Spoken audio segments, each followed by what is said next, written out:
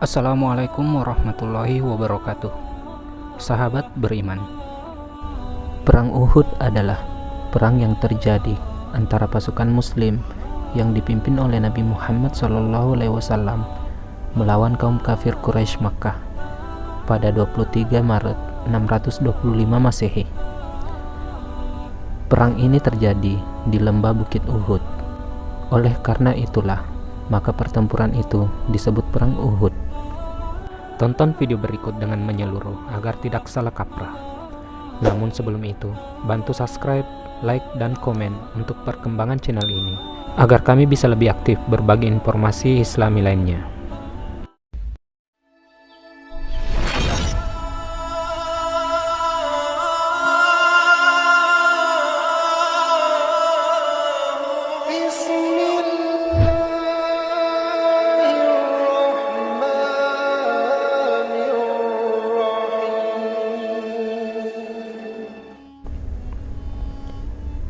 Perang Uhud merupakan kelanjutan dari Perang Badar yang terjadi pada 17 Ramadan 2 Hijriah atau 13 Maret 624 Masehi.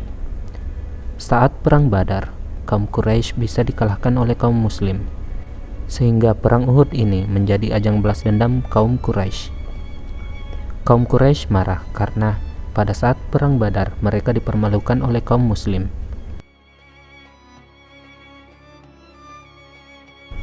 Saat itu, pasukan Muslim yang jumlahnya sedikit bisa mengalahkan pasukan Quraisy yang jumlahnya lebih banyak.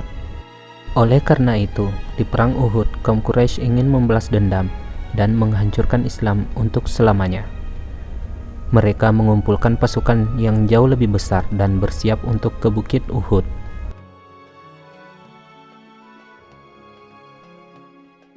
Pasukan Quraisy dipimpin Abu Sufyan yang memimpin 3.000 prajurit, termasuk di dalamnya pasukan berbaju zirah. Tak hanya itu, mereka juga diperkuat 200 pasukan berkuda, 700 pasukan berkendara unta, dan sisanya pasukan pemanah serta pejalan. Rombongan pasukan ini berjalan dari Mekkah hingga tiba di dua mata air lembah Sabkah dari saluran air di atas lembah yang menuju Madinah.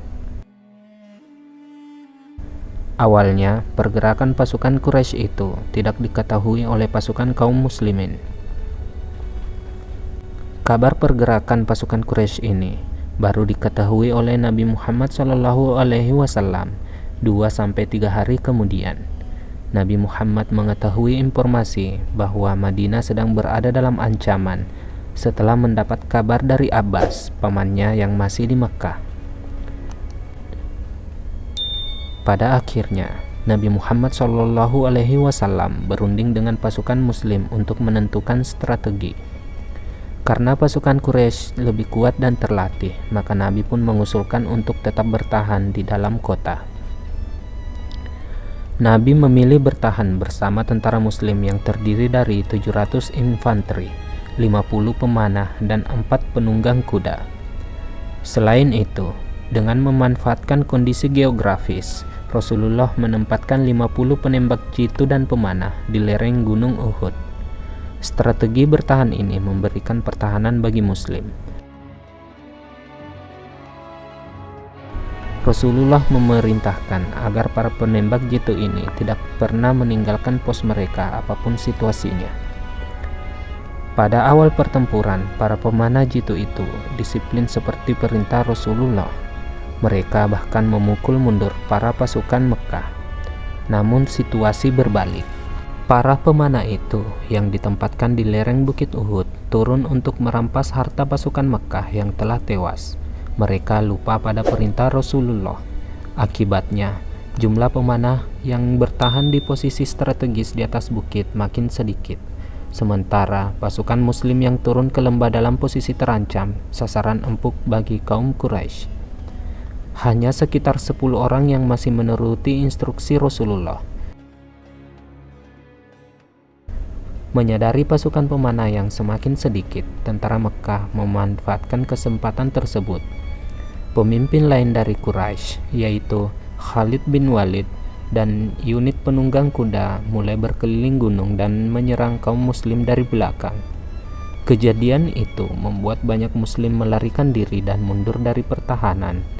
Karena ulah ini, banyak umat muslim yang terbunuh dalam perang Uhud. Ali bin Abu Thalib adalah salah satu prajurit pemberani yang terus melindungi Nabi Muhammad SAW ketika umat Islam lainnya meninggalkan pertempuran. Dia berjuang dengan gagah berani untuk Islam. Dalam perang Uhud dimenangkan oleh pasukan Quraisy. Banyak tentara Rasulullah yang tewas, termasuk pamannya, Hamzah. Rasulullah juga nyaris kehilangan nyawanya. Ia tertimpa batu, mengalami luka-luka di bagian wajah imbas anak panah, dan salah satu gigi depannya patah.